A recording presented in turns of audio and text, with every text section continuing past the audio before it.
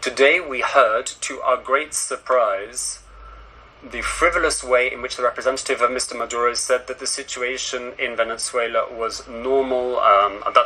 This reflects what we heard about a month ago when we addressed this in the Security Council again. We were told that everyone was happy, everyone was preparing for carnival, etc. Today what we heard additionally is that the situation is the result of sanctions and outside action. As I said in my statement, the serious humanitarian and economic crisis that we see in Venezuela is the direct result of domestic action. For years in Peru and in other nations, we have been seeing growing flows, growing outpourings from Venezuela of people. That's been the case for years, so we cannot accept this theory, which is intended to deceive world public opinion as to the roots of a crisis. The roots of this crisis are to be found in Venezuela itself. They are not the result of foreign meddling. Thank you very much, President. Thank the representative of Peru for his statement. The representative of Venezuela has asked for the floor to make a further statement. Thank you, President. First and foremost, on the Bank of England, we will circulate to all the members of the United Nations and to the public at large the truth on this situation. The Bank of England is not independent. And letters of correspondence confirm that. Letters sent to our representatives in which they say black on white that they are following the sanctions applied by the government of the United States. This proves that the Bank of England is not independent. Also proof of its lack of independence is its willingness to communicate with opponents of the government of Venezuela imposed by the United States. It engages in communication with those representatives. The Bank of England has no prestige. Given that what it's doing with us, it also did with Libya in the past. The Bank of England simply seizes any opportunity available to it when a country is weak, and it swings in the wind. The most recent example is that the government of the United Kingdom states that their traditional policy is to recognize states and not governments, and that this will not change. In the case of Venezuela, they did change that policy, and now they say they don't recognize our state, but they recognize a puppet government, which doesn't control even a single street in Venezuela, and the Bank of England has swung into line behind this policy. And the president of the Central Bank of Venezuela, whom they've dealt with for years, they now say that they don't recognize him because the government of the United Kingdom has changed its opinion. This is not an independent bank.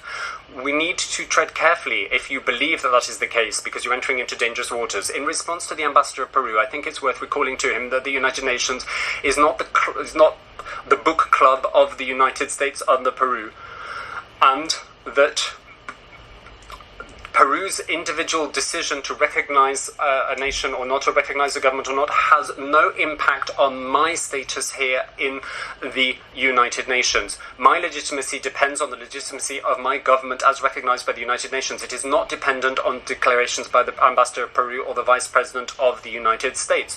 To feel that you have the power in your hands to expel from the United Nations your friends, your enemies rather, those that you don't like, simply indicates to me that you don't understand the Charter of the United Nations and the purposes and principles of the United Nations. So I sound a warning bell once again that there is a clear move here again to undermine our rights, and if they can undermine our rights, they can undermine the rights of all members of this organisation, so we must tread carefully and reject this. On migrants and refugees, we cannot deny that this is happening in Venezuela, but the root cause of this is economic. But I do think it's ridiculous that we use the word refugees, because when you talk about refugees, you usually mean somebody who is suffering from political pressure or political persecution, has to flee a country for that reason and is unable to come back. That is not the case with Venezuela. People leave Venezuela and people come back to Venezuela freely, and this happens day after day. There are instances of people going abroad for a number up to 30,000 to work abroad, but they come back the same evening, so they're not refugees, they're simply working abroad. The ambassador of Peru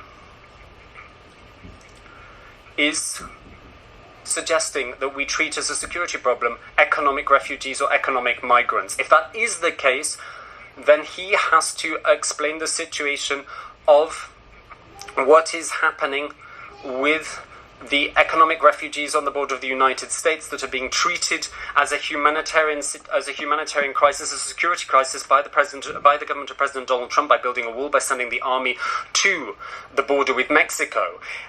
This should have been addressed by the ambassador of Peru if he really felt that migrants and refugees should be treated with a dignity that he claims that they should be. But this is not being said by the ambassador of Peru, which I think is further proof that Venezuela is being treated as a unique case and the ground is being laid for an invasion. That is why I come back to my own statement, call upon you to exercise your duty of indicating and determining whether there is a legal basis for the action being taken against Venezuela and Venezuela alone. Thank you very much, President. I thank the representative of Venezuela. You have the floor. Thank you very much, Mr. President, and I apologise for taking the floor again, but I can't allow those allegations against the Bank of England to go unaddressed. I reject completely the allegations made by the Venezuela ambassador. He's made them before. I wrote to the then president of the Security Council, the Equatorial Guinea PR, on the 21st of February, rejecting the allegations. I will have that letter circulated again, and we'll put it on our website. But for the benefit of the record, Bank of England's reputation is world-renowned. It operates to the highest standards. It has operational independence from the British government. Thank you. I thank the representative of UK for her statement, and the representative of Peru has asked for the floor to make a further statement. Gustavo. Thank you very much, President. I promise I'll be succinct.